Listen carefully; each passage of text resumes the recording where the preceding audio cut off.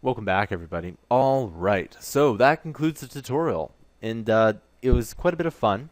And for the most part, this is a very, very short introduction to JavaScript. The point of this course was that you could go ahead and get your hands dirty and just essentially type some code. The only way to get better at writing code and making software, apps, or whatever, is to actually do it. It's one of those things where if you do more of it, you simply just get better at it. Now, I have a whole bunch of courses that deal with software development, and some of them, for example, are like how to get your app on the App Store without any programming. And if you're interested in any of these, I do have a deal.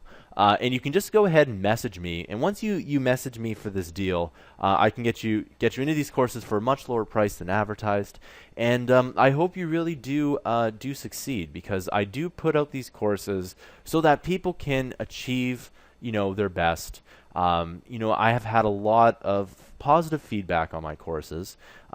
Specifically some people that have never made an app or a game or any piece of software before, and at the end of the course they have something on the App Store, and that really is why I put out these courses.